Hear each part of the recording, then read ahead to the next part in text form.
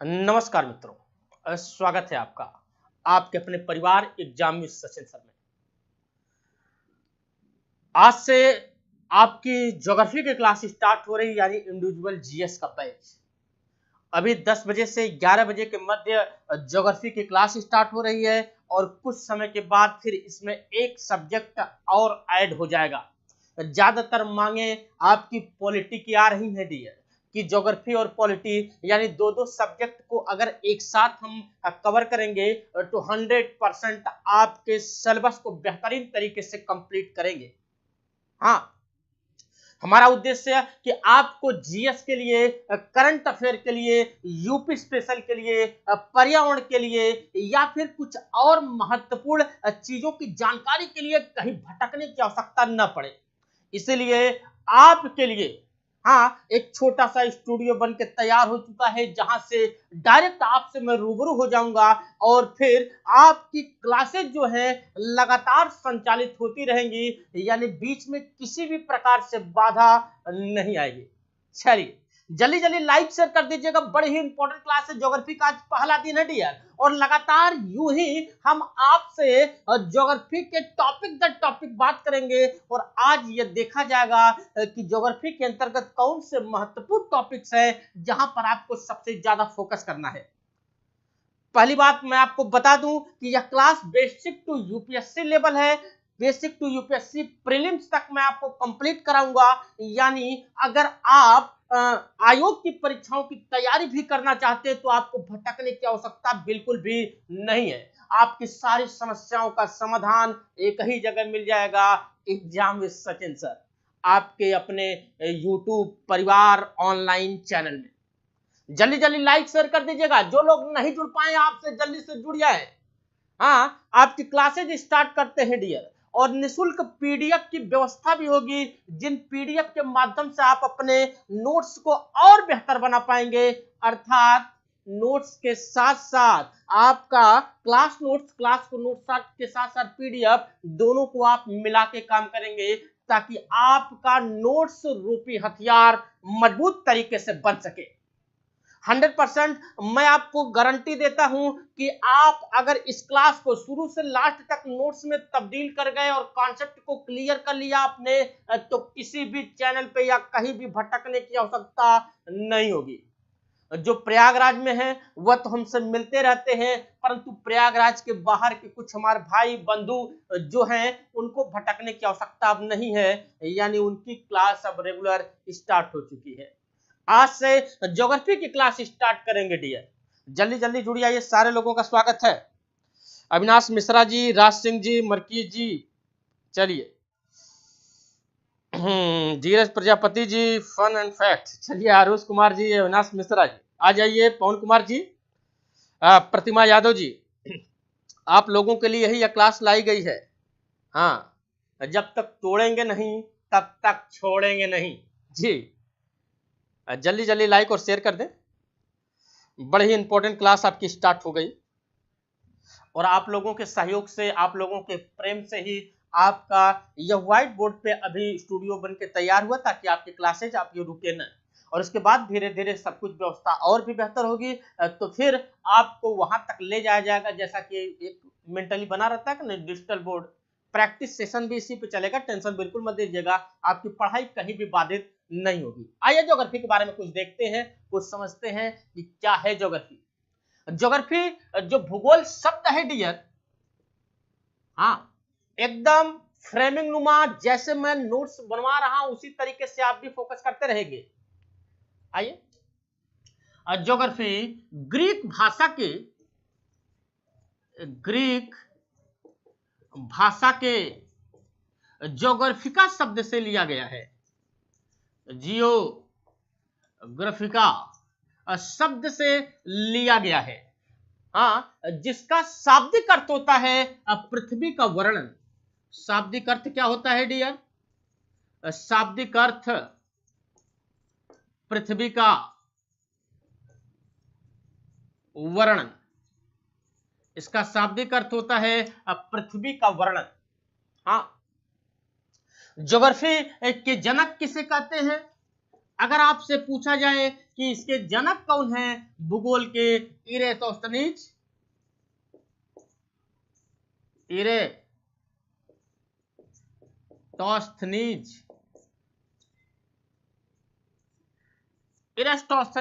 इसके जनक माने जाते हैं। आधुनिक भूगोल का अगर जनक पूछ दे आपसे, अगर आप यह बताएं आधुनिक भूगोल के जनक किसे कहते हैं, तो क्या बताएंगे डियर?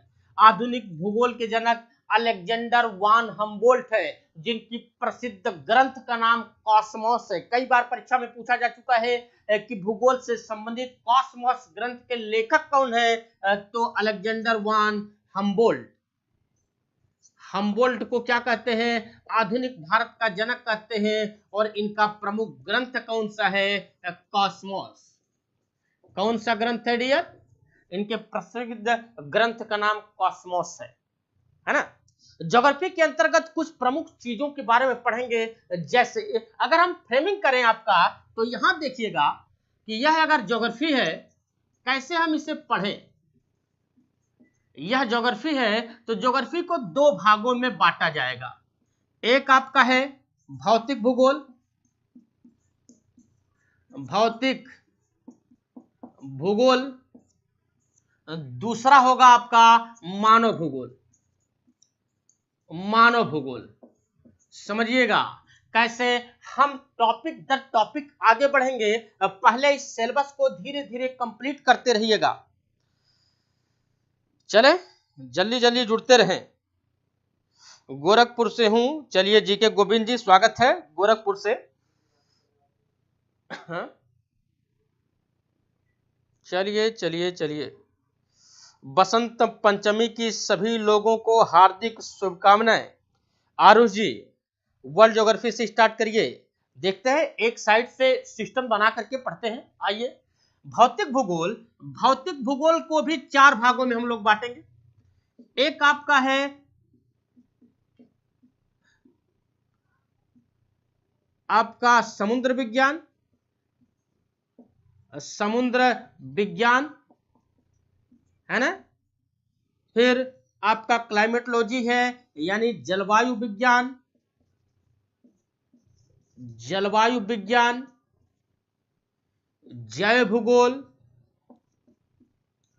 जैव भूगोल, और भू आकृतिक विज्ञान, भू आकृति विज्ञान। यानी कुल मिलाकर के हम लोग भौतिक भूगोल को चार भागों में बांटेंगे डियर। यह चार भाग कौन सा है? भू आकृति विज्ञान है, समुद्र विज्ञान है, जलवायु विज्ञान है, और जैव भूगोल है। चार भागों में मिल करके बांट करके भौतिक भूगोल को पढ़ा जाएगा। भौतिक भूगोल किसे कहते हैं? भूगोल का वह पार्ट, यानी पृथ्वी का वह भाग जिसके निर्माण में मानव का हस्तक्षेप नहीं रहा है, उसे भौतिक भूगोल कहा जाता है। और मानव भूगोल किसे कहते हैं? पृथ्वी पर वह सभी प्रकार के संसाधन जहां पर डायरेक्ट हस्तक्षेप मानव का होता है, उसे मानव भूगोल कहते हैं। यानी मानव के द्वारा हस्तक्षेप किया जाता है। इसमें मानव भूगोल में हम क्या क्या पढ़ेंगे डियर? हाँ, मानव भूगोल के अंतर्गत हम पढ़ेंगे कृषि के बारे में, उद्योग के बारे में, नगरीकरण के बारे में, हाँ, आर्थिकी की कुछ बात चीजें यानी संसाधन के बारे में, आर्थिकी यानी संसाधन के बारे में, हाँ, ईटीसी कर सकते हैं। एक एक करके प्रमुख प्रमुख तत्वों के बारे में जानने और समझने का प्रयास करेंगे मानव भूगोल में, यानी मानव का डायरेक्ट जहां तक हस्तक्षेप रहा है उसके बारे में, है ना। जल्दी से फ्रेमिंग बना लीजिएगा, फ्रेमिंग बनाते रहिएगा, साथ साथ लिखते रहिएगा। चलिए, ललित कुमार यादव जी स्वागत है, दीपा जी, विनय कुमार जी, अविनाश जी स्वागत है सारे लोगों का।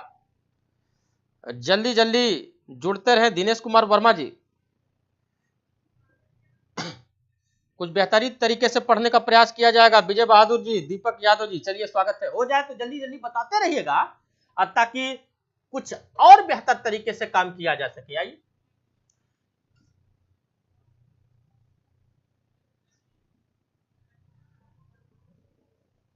लिखते रहें और धीरे धीरे अपने नोट्स की तरफ बढ़ते रहें। अब यह तो रहा ज्योग्राफी के प्रमुख रूप से बांटे गए पोर्शन। अब धीरे धीरे हम पढ़ते हैं कि कितने भागों में अध्ययन के आधार पर बांट करके इसे पढ़ा जा सकता है। फ्रेमिंग करते रहिएगा बस। आइए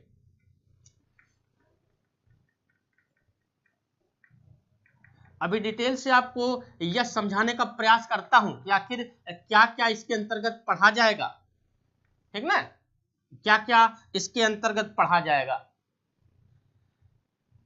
यानी अध्ययन कैसे किया जाएगा। एक तो आपका चैप्टर है ब्रह्मांड।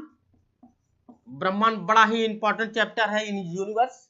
यूनिवर्स से कुछ बिग बैंग थ्योरी जैसे कैसे ग्रहों का निर्माण हुआ, उपग्रहों का निर्माण कैसे हुआ, ग्रहों के बारे में विस्तृत चर्चा, और फिर आपका 9वां ग्रह जिसे यम या प्लूटो कुबेर कहा जाता था, आखिर किन कारणों से इन्हें ग्रह की श्रेणी से निकाल करके 52वें ग्रह में ला दिया गया, इसके बारे में यहां पढ़ेंगे ब्रह्मांड के अंतर्गत। ब्रह्मांड यूनिवर्स के बाद फिर हम देखेंगे विश्व का भूगोल। विश्व का भूगोल, और विश्व के भूगोल में विश्व का भूगोल, और इस विश्व के भूगोल में मैपिंग का प्रयोग होगा, यानी डिटेल से मैपिंग को देखने और समझने का प्रयास किया जाएगा कि कुल मिलाकर के विश्व के भूगोल के अंतर्गत हम कितने महाद्वीपों के बारे में पढ़ेंगे। यही तो है महाद्वीप और महासागर। महाद्वीप और महासागर की बात होगी।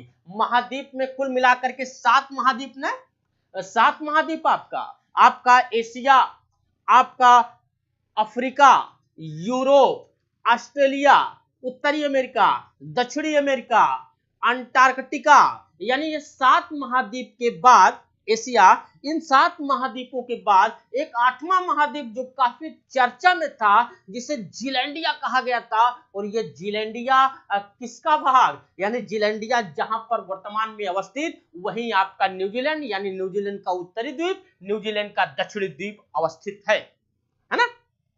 यानी यहाँ मैपिंग पढ़ा जाएगा। महासागर कितने, महासागर एनसीईआरटी के अनुसार 5 महासागर आपके, एक प्रशांत महासागर, एक अटलांटिक महासागर, एक हिंद महासागर, एक आर्कटिक महासागर यानी उत्तरी ध्रुव, और फिर दक्षिणी महासागर के बारे में यानी अंटार्कटिक महासागर के बारे में चर्चा करेंगे। 5 महासागरों के बारे में यहाँ चर्चा डिटेल से होगी, विथ मैपिंग होगी। टेंशन मत लीजिएगा, मैं बना करके पूरे बेहतर तरीके से आपको बताऊंगा।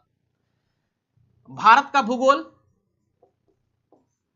भारत का भूगोल, यह भारत का भूगोल होगा, इंडियन ज्योग्राफी। और इंडियन ज्योग्राफी के अंतर्गत डिटेल से भारत के का भूगोल, भारतीय कृषि, भारतीय उद्योग, भारत के संसाधन, भारत में ऊर्जा का विकास किस प्रकार से हुआ है, किस प्रकार से गैर परंपरागत ऊर्जा स्रोतों को किन योजनाओं के माध्यम से बढ़ाया जा सकता है, यातायात के साधन क्या है, भारत की जनगणना और नगरीकरण क्या है, डिटेल से भारत के भूगोल के अंतर्गत देखा जाएगा। खास करके भारत के भूगोल में अपवाह तंत्र आपका महत्वपूर्ण टॉपिक है, जहां से हर बार हर पेपर में क्वेश्चन पूछे जाने तय है। अब एक छोटा सा प्रश्न आपसे कि पंडित जवाहरलाल नेहरू ने किन्हें भारत के आधुनिक भारत का मंदिर की संज्ञा दी थी, जल्दी से बताएं। और इसके साथ साथ अभी जो आपका हमने बांटा था भौतिक भूगोल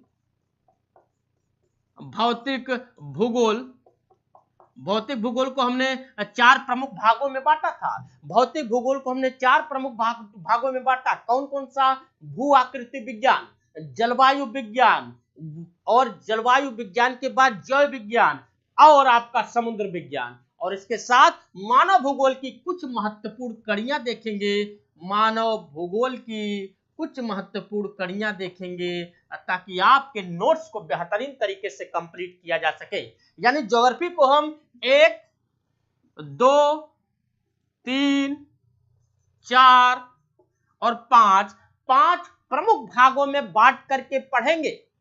5 प्रमुख भागों में बांट करके ज्योग्राफी को कंप्लीट किया जाएगा। मैं आपको, आपका अपना भाई, आपका दोस्त, यह विश्वास दिलाता हूं कि आपको प्रीलिम्स यूपीएससी प्रीलिम्स यानी बेसिक्स किसी भी परीक्षा की तैयारी कर रहे हो आप, आपको किसी भी सब्जेक्ट के लिए कहीं भटकने की आवश्यकता नहीं होगी। यानी अभी ज्योग्राफी की क्लास स्टार्ट कर रहा हूं, धीरे धीरे थोड़ा सा और समय निकाल करके एक क्लास और आपका जोड़ दूंगा, यानी 2 क्लासेज आपकी लगातार चलती रहेंगी। ठीक है, जल्दी से फ्रेमिंग करते रहिएगा। नदियों को सोनिया वर्मा जी उसी के अंतर्गत, अच्छा, जल विद्युत परियोजनाओं को, बहुत बढ़िया, नदियों को संजीव कुशवाहा जी, उद्योगों को ना ना ना संजीव कुशवाहा जी, नदी घाटी परियोजनाओं को कहा गया था। विजय बहादुर जी, नेट खत्म हो गया सर। ओह, नेट को बचाइए मेरे भाई, नेट को बचाइए, क्योंकि आने वाले समय में इसी नेट से काम होने वाला है। ठीक से दिख रहा है सबने? आइए आगे बढ़ते हैं, लाइक और शेयर थोड़ा सा करते रहिएगा। अब थोड़ा सा भौतिक भूगोल जो आपने पढ़ा उसमें कुछ प्रमुख चीजों को देखने और समझने का प्रयास करते हैं कि क्या क्या इसके अंतर्गत महत्वपूर्ण है। भौतिक भूगोल, है ना? आइए, रेगुलर नोट्स बनाते रहना है आपको। पीडीएफ जो मैं भेजूंगा, जिस चैप्टर में ऐड करने के लिए कहूंगा, उसी चैप्टर में आपको ऐड करते भी रहना है भौतिक भूगोल।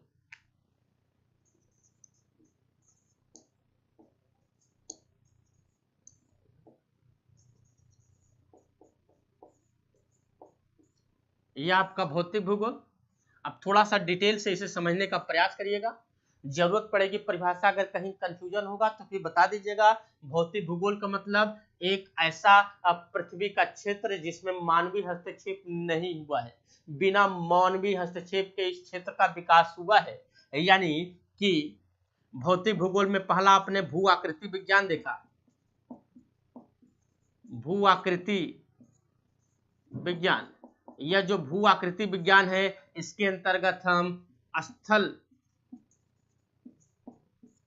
हाँ, और जल के बारे में भी देखेंगे। स्थल और जल के बारे में खास करके पर्वत पठार मैदान, पर्वत पठार मैदान, पर्वत पठार मैदान, पृथ्वी व महाद्वीपों का निर्माण, महाद्वीपों का निर्माण, महाद्वीपों और महासागरों का निर्माण कैसे हुआ, वेगनर की महाद्वीपीय विस्थापन सिद्धांत थ्योरी, हैरी हेस का प्लेट टेक्टोनिक थ्योरी, इन सारी चीजों के बारे में यहां पढ़ेंगे भू आकृति विज्ञान के अंतर्गत। और इसके बाद अगर हम बात करें जलवायु विज्ञान की, जलवायु विज्ञान, जलवायु विज्ञान का मतलब इसे 2 भागों में मिला के पढ़ सकते हैं, मौसम और जलवायु दोनों के बारे में पढ़ेंगे ना, मौसम व जलवायु, मौसम और जलवायु। मौसम वायुमंडलीय क्रियाओं का ऐसा अध्ययन, या यूं कहें वायुमंडलीय दशाओं का अल्पकालिक अध्ययन मौसम कहलाता है। वायुमंडलीय दशाओं का अल्पकालिक अध्ययन मौसम कहलाता है, और वायुमंडलीय दशाओं का दीर्घकालिक अध्ययन जलवायु कहलाता है। हाँ, मौसम की तरह तुम तो बदल तो न जाओगे, इसका मतलब है कि मौसम बार बार बदलता रहता है ना? हाँ, आपकी गर्लफ्रेंड बॉयफ्रेंड जो है वह मौसम होगा, और हस्बैंड और वाइफ जो होगी वह जलवायु होगी, क्योंकि वह स्थिर हो गई, उसे आप बदल नहीं सकते। और बदलने का प्रयास करेंगे अगर, तो आप जानते हैं कि कोर्ट कचहरी ढेर सारी न्यायपालिका आपके पीछे पड़ जाएगी। यह है। और इसके साथ साथ वायुमंडल की परतें, खास करके वायुमंडल की परतें, वायुमंडल की कितने परतें हैं डियर? वायुमंडल की कुल मिलाकर के 5 परतें प्रमुख रूप से, यानी क्षोभ मंडल, एक्सोस्फीयर, स्ट्रेटोस्फीयर समताप मंडल, मध्यमंडल मेजोस्फीयर, और फिर आयनोस्फीयर आयन मंडल, और फिर एक्सोस्फीयर बहिर्मंडल। इन 5 वायुमंडल की परतों की विशेषताएं क्या होंगी? भारत की जलवायु इसी के अंतर्गत एक बार और देखेंगे, या विश्व की जलवायु, कोपेन और त्रिवार्ता का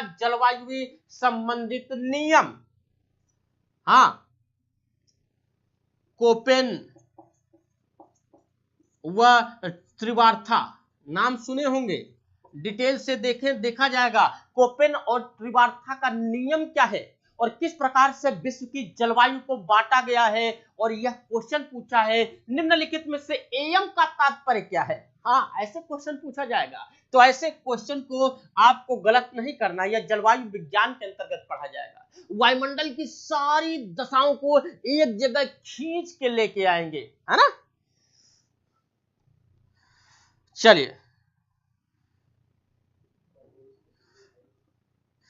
चलिए ब्रिजेश पाल जी जौनपुर से, आज आपका बर्थडे है। चलिए बढ़िया, अब प्रयास किया जाएगा।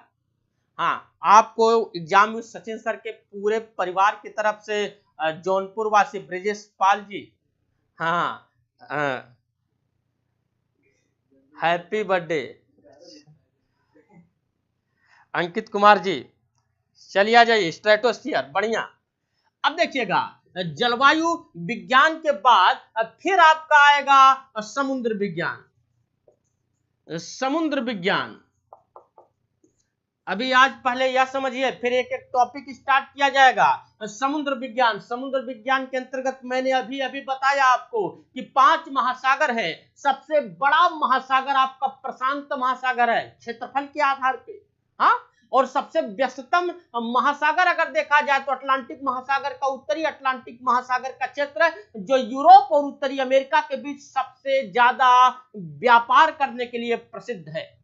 हिंद महासागर यानी भारत के दक्षिण में स्थित हिंद महासागर, और फिर उत्तरी ध्रुव आर्कटिक महासागर और अंटार्कटिका का पास का क्षेत्र अंटार्कटिक महासागर या दक्षिणी महासागर। और इसके साथ समुद्र विज्ञान में महासागरीय धाराओं का वर्णन होगा। महासागरीय धाराओं का वर्णन होगा। महासागरीय धाराएं यानी बार बार क्वेश्चन पूछा जाता है। गल्फ स्ट्रीम की धारा नाम सुने हैं, गल्फ स्ट्रीम की धारा, बेंगुला की धारा, कनारी की धारा, क्यूरोसियो की धारा, ओरोसियो की धारा, ब्राजील की धारा, ये सारी धाराओं के बारे में डिटेल से देखेंगे किन महासागरों में कौन सी धाराएं हैं। उसके साथ साथ महासागरीय द्वीप के बारे में देखा जाएगा। द्वीप, महासागरीय द्वीप, महासागरीय द्वीप, महासागरीय द्वीप में खास करके जो विवादित द्वीप है वहां से क्वेश्चन पूछे जाते हैं, और कुछ प्रमुख द्वीपों पर कुछ देशों के अधिकार से क्वेश्चन पूछे जाते हैं। जैसे विश्व का वह कौन सा द्वीपीय क्षेत्र है जिसमें सबसे ज्यादा द्वीप है, तो आप जानते हैं इंडोनेशिया, इंडोनेशिया में सबसे ज्यादा द्वीप है। उसके बाद फिलीपींस है, यानी ऐसे भी क्वेश्चन आते हैं आपके, है ना। और उसके बाद प्रवाल भित्ति, प्रवाल भित्ति, प्रवाल भित्ति, प्रवाल भित्ति मतलब कि मूंगा, कोरल। और प्रवाल भित्ति, विश्व की सबसे बड़ी प्रवाल भित्ति कहां है? ऑस्ट्रेलिया के क्वींसलैंड के तट पर, यानी उत्तर पूर्व तट पर, जिसे ग्रेट बैरियर रीफ के नाम से जाना जाता है। प्रवाल भित्ति का क्षेत्र पूरा डिटेल से पढ़ा जाएगा कितने प्रकार की प्रवाल भित्ति है ना। महासागरीय तापमान, यह टॉपिक मेन में लिखा रहा हूं, उसके बाद डिटेल से देखा जाएगा। महासागरीय तापमान की बात होगी डियर। महासागरीय तापमान के साथ साथ महासागरीय लवणता। अब एक छोटा सा क्वेश्चन आपसे, लवणता को किस प्रतीक से मापा जाता है? बड़ा बेहतरीन क्वेश्चन है। लवणता को किस प्रतीक से मापा जाता है? महासागरीय लवणता। महासागरों का भारत पर या अन्य देशों पर क्या प्रभाव पड़ता है? खास करके एल नीनो की धारा और ला नीनो की धारा का क्या प्रभाव पड़ता है? एल नीनो की धारा और ला नीनो की धारा बड़ा ही महत्वपूर्ण है ना। तो यह सब समुद्र विज्ञान के अंतर्गत पढ़ेंगे। और जीवों और वनस्पतियों के अंतर संबंधों का अध्ययन हम कहां पढ़ेंगे? हम जैव विज्ञान के अंतर्गत पढ़ेंगे, यानी जैव भूगोल या जैव विज्ञान के अंतर्गत इसे पढ़ा जाएगा। हाँ, ये आपकी फ्रेमिंग हुई डियर, यह आपकी फ्रेमिंग है, और इसी फ्रेमिंग के आधार पर आपको आगे की तरफ बढ़ाया जाएगा। पवन कुमार जी बहुत बढ़िया मेरे भाई, ऑस्ट्रेलिया वाला जी, बिल्कुल ग्रेट बैरियर रीफ जी। सुजीत कुमार जी फर्स्ट क्लास है अभी। अविनाश जी। चलिए बबीता गौतम जी, गुड इवनिंग, स्वागत है आपका। अपने दोस्तों को बता दीजिएगा कि निःशुल्क क्लास शुरू हो चुकी है।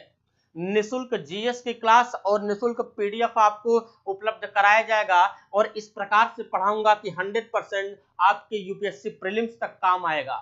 यानी एक चीज और मैं बताऊंगा आपसे, एक चीज विशेष ध्यान दीजिएगा डियर, कि यह बैच जो मैं स्टार्ट कर रहा हूं जीएस का, हाँ, यह बैच किसी परीक्षा को टारगेट करके इसे टारगेटेड बैच नहीं है, यह फाउंडेशन बैच है।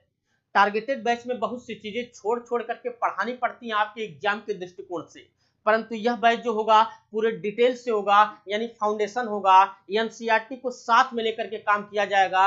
यानी यह क्लास करने के बाद आपको न तो एनसीईआरटी पढ़ने की आवश्यकता पड़ेगी, न तो किसी किताब को उठाने की आवश्यकता पड़ेगी, और प्रीवियस ईयर के पेपर चैप्टर वाइज जैसे जैसे एक एक चैप्टर कंप्लीट होता रहेगा, प्रीवियस ईयर के पेपर पर भी आपसे चर्चा करता रहूंगा ताकि आप प्रश्नों को समझ सके, और मेंस के प्रश्नों को भी मैं आपको देता रहूंगा टॉपिक वाइज, टॉपिक पढ़ाने के बाद, ताकि आप उस पर आंसर राइटिंग कर सके और आंसर राइटिंग करके हमें भेज सके और हम आपकी कमियों को बता सके कि आपकी सोचने और समझने की क्षमता में कहां कमी रह गई है ना। मेरा भी ज्योग्राफी मेंस है, तो प्रयास यही किया जाएगा कि मेरा सब्जेक्ट आपके लिए ज्यादा उपयोगी साबित हो जाए। हो गया, जल्दी से लिख लीजिएगा, आगे बढ़ा जाए।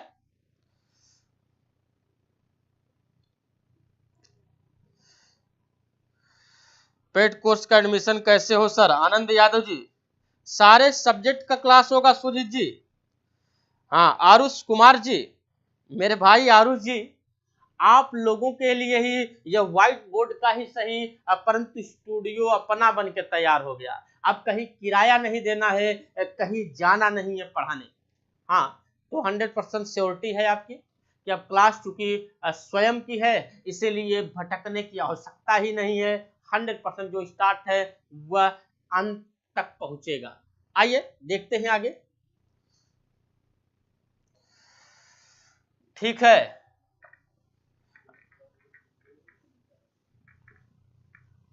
आइए आगे चलते हैं, एक एक करके देखने और समझने का प्रयास करते हैं। पहले एक छोटा टॉपिक है आपका ब्रह्मांड यूनिवर्स। ब्रह्मांड और यूनिवर्स पर थोड़ी सी चर्चा कर लीजिए, यहां से क्वेश्चन ढेर सारे आते हैं और एकदम सिस्टमेटिक तरीके से चला जाए।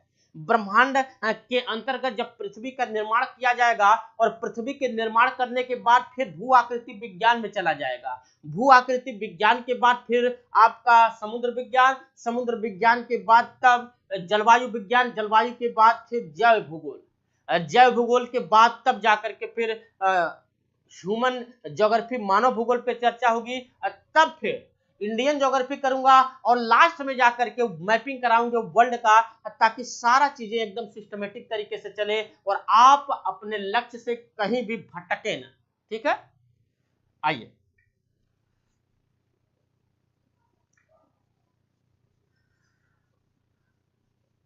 हर चीज यहां 100% गारंटी के साथ होगी और आपको भी भटकने की आवश्यकता बिल्कुल भी नहीं है। आधा अधूरा जगह जगह होता है, हाँ, और जगह आपको भटकने की आवश्यकता नहीं है, जो होगा अब पूरा होगा। सालू गुप्ता जी, 100% मिलेगा। हमने कहा ना, आपका कोई भी प्रतियोगी परीक्षा हो, इस तरीके से पढ़ाऊंगा ताकि आपके किसी भी परीक्षा में बैठे आप तो ज्योग्राफी आपका नोट से ही क्वेश्चन आए। आइए हेडिंग डालिएगा यूनिवर्स, टॉपिक स्टार्ट करते हैं।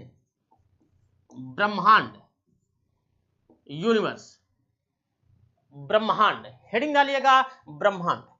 ब्रह्मांड की थियरी की बात कुछ करें तो ब्रह्मांड के बारे में पहली बार, हाँ, क्लाडियस टालमी एक विद्वान हुआ करते थे, क्लाडियस टालमी, क्लाडियस टालमी नाम के एक भूगोलवेत्ता हुआ करते थे। इन्होंने एक सिद्धांत दिया था, इस सिद्धांत का नाम था जियोसेंट्रिक थियरी। कौन सी? Geocentric theory. यह जियोसेंट्रिक थियरी क्या कहता है? यह जियोसेंट्रिक थियरी कहता है कि ब्रह्मांड के केंद्र में पृथ्वी है, क्लॉडियस टॉलमी ने क्या कहा? क्लॉडियस टॉलमी ने कहा जियोसेंट्रिक थ्योरी, यानी ब्रह्मांड के केंद्र में पृथ्वी है और पृथ्वी के चारों तरफ सूर्य और ग्रह चक्कर लगा रहे हैं, यानी यह पृथ्वी आपकी ई है, अर्थ है आपका। और इसके साथ साथ यह जो सन है वह अर्थ का चक्कर लगा रहा है। अन्य ग्रह जो है, प्लेनेट है, वह भी पृथ्वी का चक्कर लगा रहे हैं। और इस घटना को, इस सिद्धांत को जियोसेंट्रिक थ्योरी कहा गया।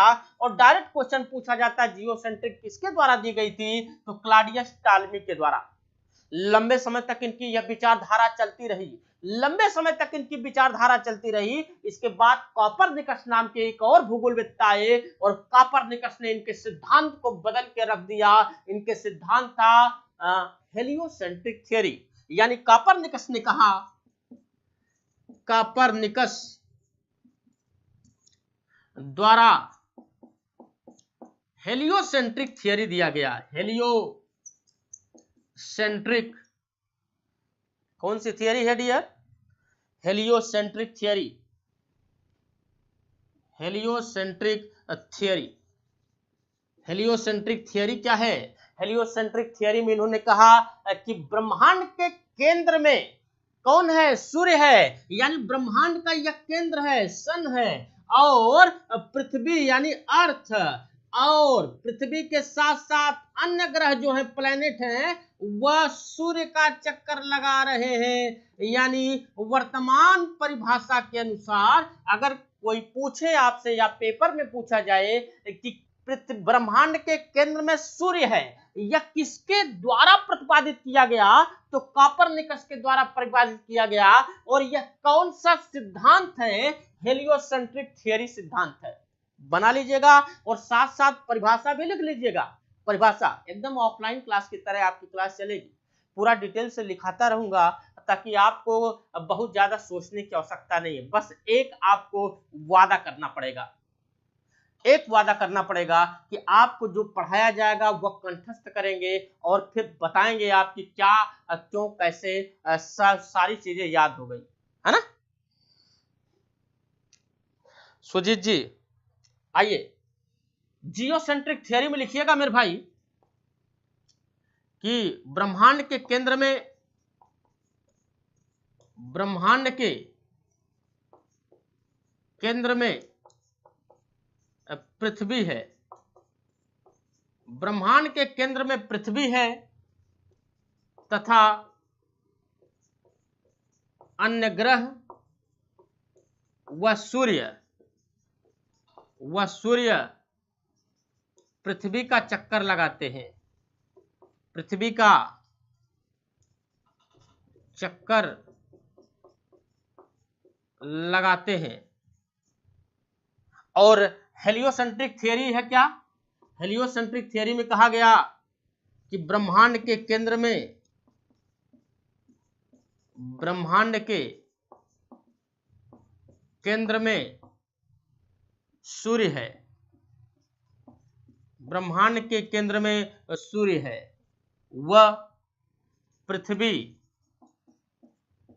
तथा अन्य ग्रह सूर्य का चक्कर लगाते हैं, सूर्य का चक्कर लगाते हैं, चक्कर लगाते हैं। जल्दी से लिख लीजिएगा। चलिए चलिए चलिए, केंद्र में सूर्य, ब्रिजेश पाल जी बहुत बढ़िया, हो गया, क्लियर है? चले, लाइक और शेयर करते रहिएगा। हो गया तो बता दीजिएगा, आगे बढ़े।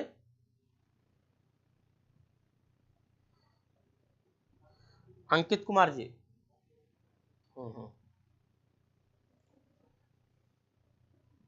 आ जाइए।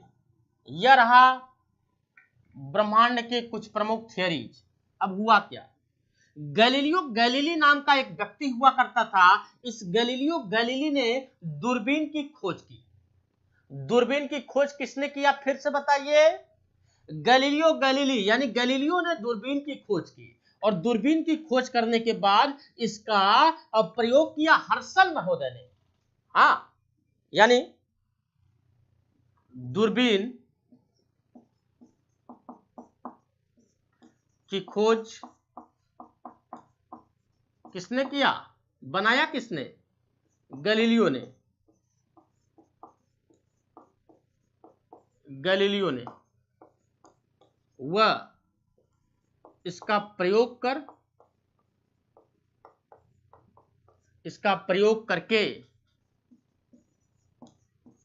हर्शल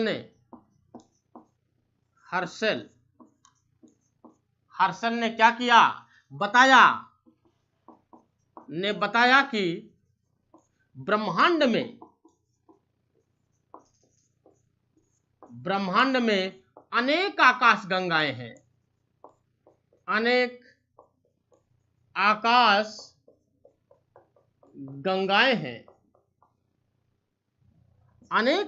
गंगाएं हैं, और पृथ्वी किस आकाश गंगा का भाग है, जल्दी से बताइए, पृथ्वी किस आकाश गंगा का भाग है ना। अगर हम देखें तो उत्तराखंड के देवस्थल, उत्तराखंड का एक क्षेत्र है देवस्थल, अंडरलाइन मार दीजिएगा। हाँ, तथा लद्दाख क्षेत्र में सबसे बड़ी दूरबीन लगाई जा रही है, सबसे बड़ी दूरबीन, और सबसे ऊंची भी है दूरबीन लगाई जा रही है, जिससे होगा क्या, जिससे ब्रह्मांड के रहस्यों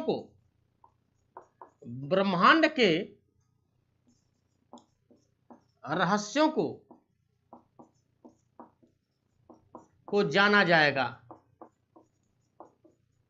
ब्रह्मांड के रहस्यों को जाना जाएगा। ठीक है, करंट अपडेटेड कराऊंगा, बिल्कुल टेंशन नहीं लेना है, क्योंकि ज्योग्राफी में भी करंट अफेयर है, जहां जहां करंट अफेयर की चीजें आती रहेंगी मैं आपको कुछ मैपिंग के माध्यम से उसे कंप्लीट कराता रहूंगा, तो जल्दी से लिख लीजिएगा।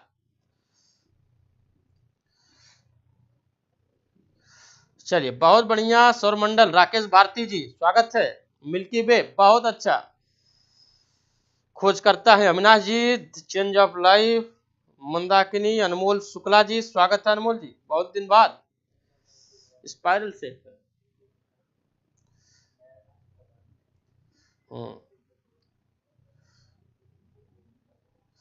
Change of life. Digital board क्या हुआ, डिजिटल बोर्ड स्टूडियो का था, या आपका अपना स्टूडियो है, आपका अपना स्टूडियो, मेरा स्टूडियो, आपका studio, exam with Sachin sir का स्टूडियो। ठीक है, तो लगातार क्लास आपकी इसी पर चलेगी, और हमारा प्रयास रहेगा कि आपको वही दिया जाए जो परीक्षा में आता है। ठीक है, आगे आइए, ब्रह्मांड की खोज हो गया डियर।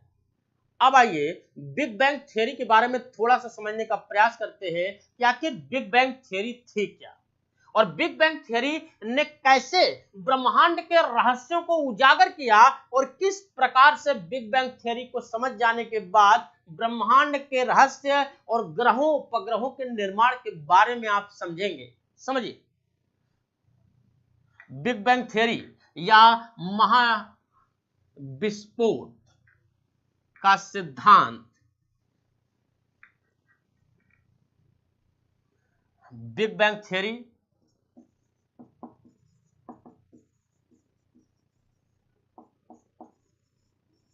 किसने दिया, तो बेल्जियम के एक पादरी हुआ करते थे, कहां के, बेल्जियम के एक पादरी थे, इनका नाम था जॉर्ज लेमेंटर, जॉर्ज लेमेंटर नाम के पादरी थे। इन्होंने कुछ बताया, क्या बताया, आज से 15 अरब साल पहले की बात है, जब आप बहुत छोटे हुआ करते थे। आज से 15 अरब साल पहले की बात है, जब ब्रह्मांड में एक अति तप्त गोला हुआ करता था और इस गोले में अचानक विस्फोट हो गया। अचानक विस्फोट हुआ और अचानक विस्फोट के साथ साथ इसमें छोटे कण, बड़े कण, ढेर सारे कण निकल के आए, यानी विस्फोट के कारण कई टुकड़ों में यह बटा। धीरे धीरे कालांतर में कई करोड़ वर्ष पहले धीरे धीरे कालांतर में ग्रहों के अंदर भी आकर्षण शक्ति होती है, जैसे आपके अंदर आकर्षण शक्ति होती है। आपकी तरफ जिस प्रकार से कोई दूसरा खींचता चला आता है, उसी प्रकार से आकर्षण ग्रहों में भी पाया जाता है। धीरे धीरे टुकड़े जुड़ते गए और इसी आकर्षण शक्ति के कारण जो बड़े आकाशीय पिंड का निर्माण हुआ, उन आकाशीय पिंडों को हमने ग्रह कहा। उससे छोटे जो कुछ ग्रहों का निर्माण हुआ, कुछ आकाशीय पिंडों का निर्माण हुआ, उन्हें उपग्रह कहा गया। एक एक करके परिभाषा लिखाता रहूंगा, टेंशन मत लीजिएगा। और बाकी जो अपने यथास्थिति में बने रहे, उन्हें क्षुद्र ग्रहों के नाम से जाना गया, है ना। इस बिग बैंग थियरी के बारे में पता करने के लिए सर नाम की संस्था ने एक ब्रह्मांडी विस्फोट कराया। हाँ, परमाणु विस्फोट कराया ब्रह्मांडीय रहस्यों को जानने हेतु। जिसे क्या कहा गया, इसके लिए एक मशीन का निर्माण किया गया जिसका नाम था Lord hadron collider. Lord hadron collider में परमाणु जब विस्फोट कराया गया ना, तो इसमें से एक कण प्राप्त हुआ जिसे गॉड पार्टिकल के नाम से जाना गया। और यह कहा गया कि यही हिग्स बोसान कण यानी गॉड पार्टिकल से ही ब्रह्मांड का निर्माण हुआ होगा, है ना। ब्रह्मांड का निर्माण कैसे हुआ?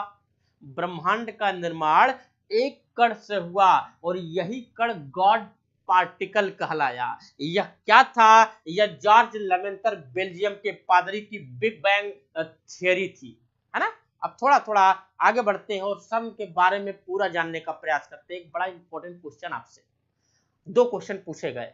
सन 2019 के पीसीएस में पूछा गया था कि यह सर्न नाम की संस्था निम्नलिखित में से किन 2 देशों के सीमाई क्षेत्र पर अपने अनुसंधान केंद्र को बनाई है? पहला क्वेश्चन। दूसरा आपसे इंपॉर्टेंट क्वेश्चन, सर्न का पूरा नाम क्या है? बताने का प्रयास करें, सर्न का पूरा नाम क्या है? चलिए हाँ ठीक है। एक चीज और मेरे भाई, विनय कुमार जी स्वागत है, ध्यान दीजिएगा। बेल्जियम के पादरी जॉर्ज लेमेंतर थे, इन्होंने बताया बिग बैंग थ्योरी। क्या बताया? नोट्स बनाते रहिएगा साथ साथ। आज से 15 अरब साल पहले, 15 अरब वर्ष पहले, 15 अरब वर्ष पहले आकाश में एक बड़ा अति तप्त आकाशीय पिंड था।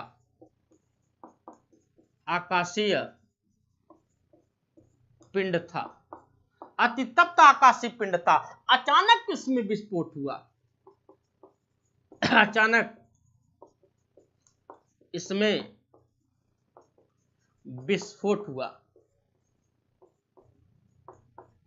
अचानक इसमें विस्फोट हुआ और यह जो विस्फोट हुआ था, अचानक इसमें विस्फोट हुआ, वह छोटे बड़े कणों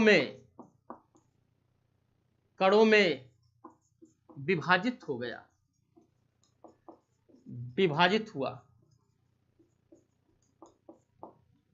कालांतर में एक कण आकर्षण के कारण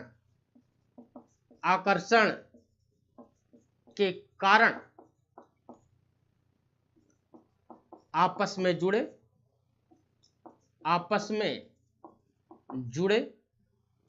वह बड़े आकाशीय पिंडों को, बड़े आकाशीय पिंडों को, बड़े आकाशीय पिंडों को ग्रह कहा गया। क्या कहा गया? ग्रह कहा गया। वह छोटे आकाशीय पिंडों को, छोटे आकाशीय पिंडों को उपग्रह कहा गया, उपग्रह कहा गया। तथा जो यथास्थिति में बने रहे, जो यथास्थिति में पिंड थे, उन्हें क्या कहा गया? क्षुद्र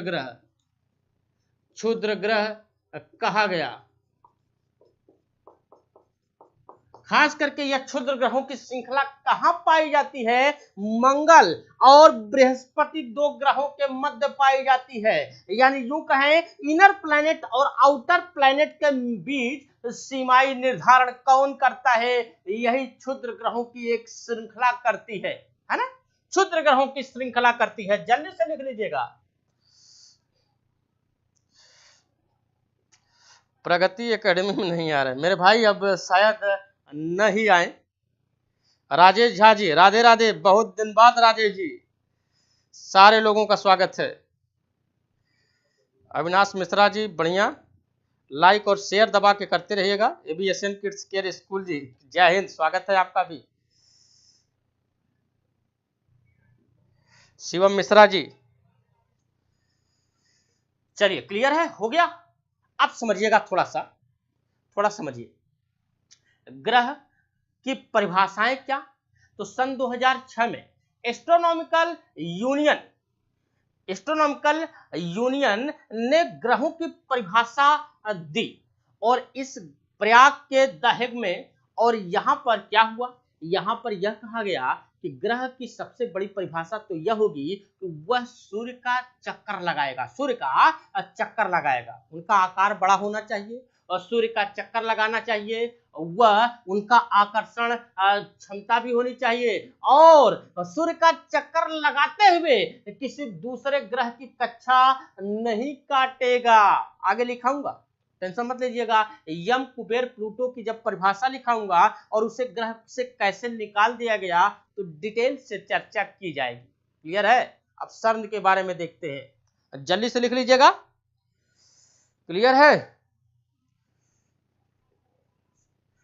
European Organization for Nuclear Research, CERN का पूरा नाम क्या है? ब्रह्मांडी विस्फोट कराया गया। सर्न का पूरा नाम क्या? European Organization for Nuclear Research. मिला question?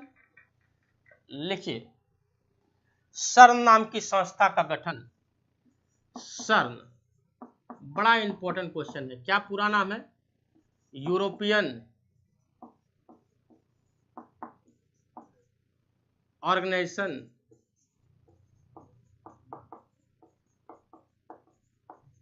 Organisation for Nuclear Research. हाँ, यही वह संस्था है जिसने किया क्या कि स्विट्जरलैंड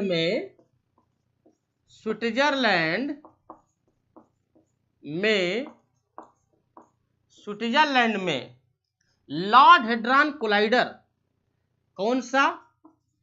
लॉर्ड हेड्रॉन कोलाइडर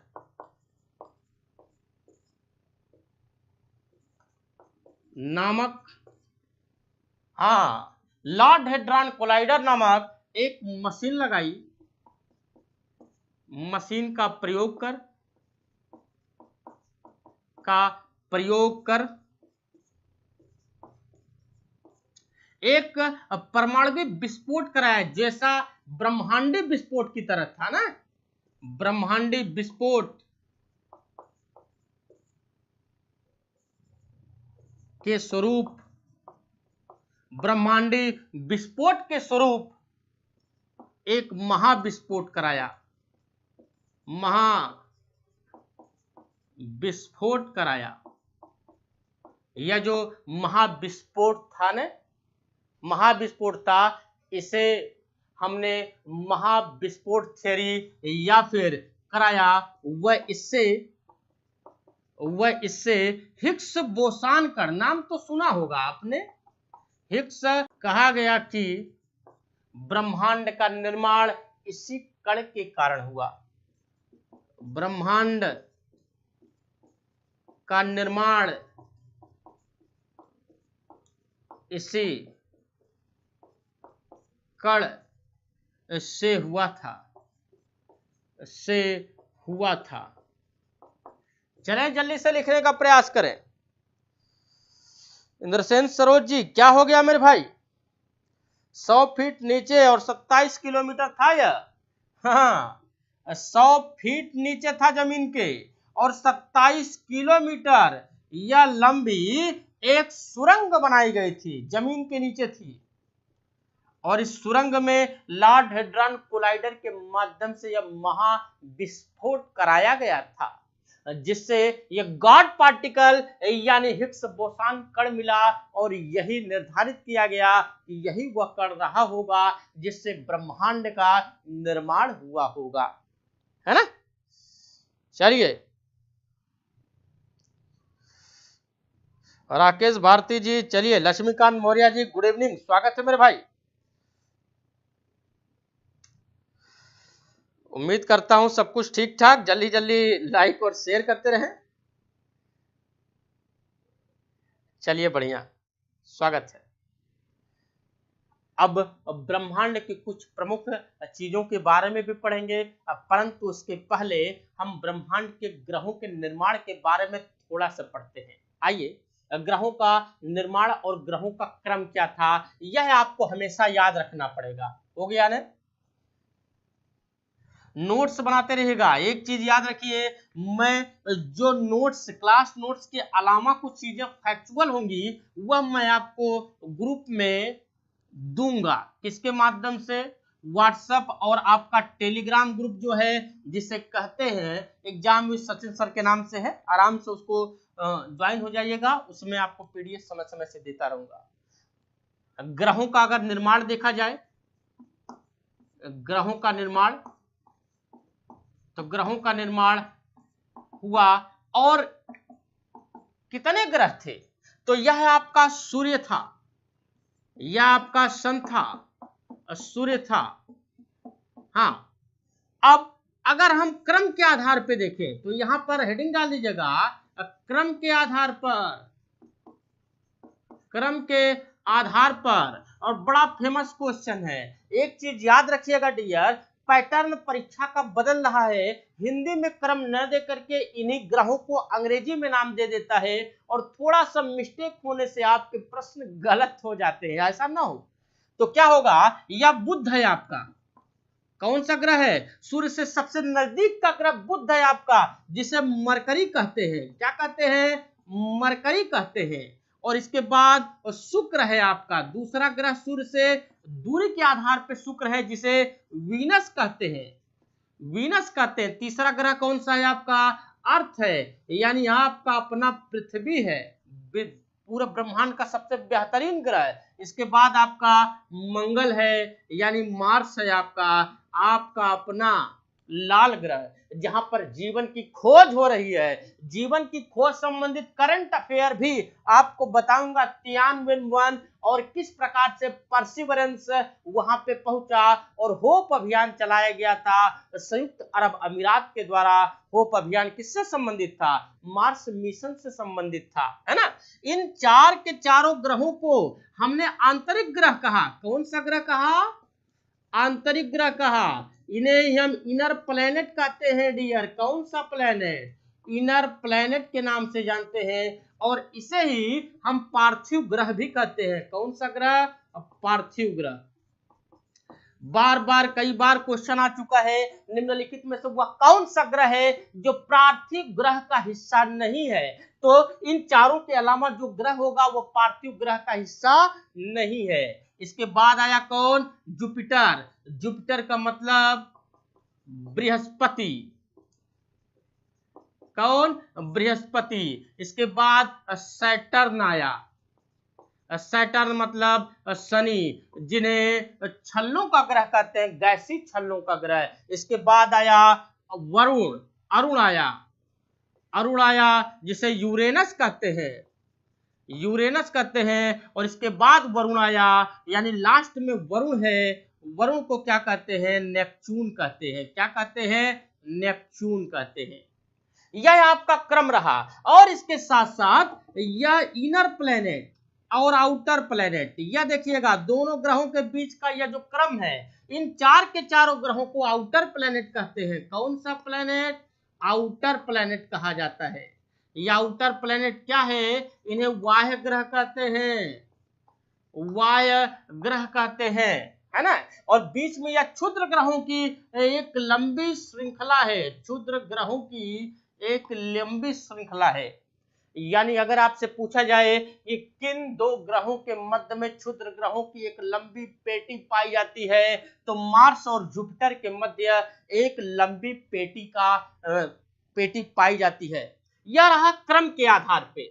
आगे देखिएगा, जैसे जैसे ग्रहों के निर्माण और ग्रहों के बारे में डिटेल से जानकारी हम प्राप्त करेंगे, वैसे वैसे यह सबसे ज्यादा इंपॉर्टेंट हो जाएगा।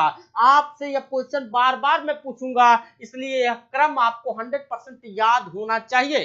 अगर आकार के आधार पे देखा जाए, यह तो क्रम के आधार पे हुआ। आकार के आधार पर, आकार के आधार पर यह आपका अपना सूर्य है, यानी सन। चलिए जल्दी जल्दी करते रहिएगा। बहुत बढ़िया। सबसे ज्यादा उपग्रह शनि के हैं, बिल्कुल 100% शनि के सबसे ज्यादा उपग्रह हैं। और इसके बाद क्या होगा डियर? आकार के आधार पे सबसे बड़ा जुपिटर है। जुपिटर सबसे बड़ा, जुपिटर का मतलब समझ गए हैं आप। इसके बाद दूसरा है आपका शनि, सैटर्न। मैं इंग्लिश में लिख रहा हूं, आराम से समझ जाइएगा। उसके बाद यूरेनस है, यूरेनस। यूरेनस के बाद नेपच्यून है आपका, नेपच्यून। यानी बृहस्पति, शनि, अरुण, वरुण। अरुण वरुण के बाद फिर 5वें नंबर पे आपकी अपनी पृथ्वी है। यानी कई बार क्वेश्चन आ चुका है कि आकार के आधार पे पृथ्वी का क्रम है। आकार के आधार पर पृथ्वी का क्रम है तो 1 2 3 4 5, यानी पृथ्वी आकार के आधार पर 5वां क्रम है। और क्रम के आधार पे तो देख ही रहे तीसरा है ना। और इसके बाद क्या है? इसके बाद शुक्र है आपका, शुक्र है यानी वीनस। शुक्र के बाद तब आपका मंगल है, यानी मार्स है, मार्स है। और उसके बाद फिर आपका क्या है? मरकरी यानी बुध है। मरकरी मतलब बुध है। यह क्रम आपको याद रखना पड़ेगा 100%। बहुत बढ़िया। सुनील वाजपेयी जी, ज्योति जी, ज्योति सिंह जी, स्वागत है। थोड़ा सा समय से आ जा करें। आपकी क्लास आपके 10 बजे से लेकर के 11 बजे के मध्य है। इस टाइम का विशेष फोकस करें और 100% पूरे बेहतर तरीके से अपने नोट्स पे फोकस करें। रेगुलर नोट्स बनाते रहेगा, नोट्स में किसी प्रकार की कोताही नहीं, क्योंकि जितने तेज धारदार हथियार का प्रयोग करेंगे, ये आपका हथियार है नोट्स आपका, जितना तेज और धारदार हथियार आपका होगा उतनी जल्दी आप युद्ध को जीत सकते हैं। और अगर आपका हथियार धारदार नहीं है, पूरी तरीके से पिटा हुआ है, तो 100% हर परीक्षा में आप पिट जाएंगे। क्लियर है? जल्दी से बनाइएगा।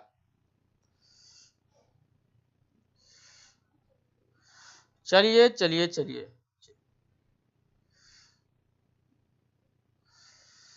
गब्बर यदुवंशी जी, 7 से ऑफलाइन क्लास चलेगा, देख लेते हैं योगी बाबा का पूरा फरमान, उसके बाद स्टार्ट करेंगे। संतोष सोनकर जी, स्वागत है। चलिए, यह आपकी आज की क्लास रही। थोड़ा सा लाइक शेयर करते रहिएगा, अपने दोस्तों को बता दीजिएगा कि निःशुल्क ज्योग्राफी और ज्योग्राफी के साथ साथ यूं कहे पूरे जीएस का बैच लेके आया हूं। पूरे जीएस का बैच आपके लिए पूर्णतः निःशुल्क है, किसी प्रकार का कोई शुल्क दे नहीं है और बहुत अच्छे तरीके से आपको टॉपिक वाइज पूरा कराऊंगा। वह भी एनसीईआरटी बेस, यानी किसी भी किताब को या एनसीईआरटी को खरीदने की आवश्यकता बिल्कुल नहीं है। चैप्टर वाइज आपका पेपर भी कराता रहूंगा, प्रीवियस ईयर का पेपर, ताकि आप और मजबूत स्थिति में खड़े हो सके। समझ में आया कुछ? कहिए हाँ, समझ में आ गया। हाँ, यह व्हाइट बोर्ड पे आपकी क्लास स्टार्ट हुई है डियर। यह आपका अपना स्टूडियो है, अपना, चाहे जैसा भी होता है अपना ही होता है, और 100% आपकी क्लासेस यहाँ बाधित नहीं होंगी। यह है आपकी गारंटी, हमारी गारंटी, आपके परिवार का गार्जियन। और याद रखिएगा, तैयारी के दौरान कुछ अच्छे सकारात्मक लोगों के साथ जुड़े रहें, और इस सकारात्मक लोगों में अगर आप हमें भी शामिल कर लें तो मेरे लिए बहुत बड़ी खुशी का यह दौर होगा, ताकि मैं आपकी सहायता कुछ कर सकूं आपके सपने को साकार करने में। 24x7 आपके साथ एग्जाम विद सचिन सर का चैनल, और मैं भी। चलिए फिर मिलते हैं आपसे अगली क्लास में, तब तक के लिए जय हिंद, जय भारत, गुड नाइट। हाँ, आराम से सोइए ताकि अगली सुबह और भी बेहतर हो सके। कल संडे है, एंजॉय करिए। धन्यवाद।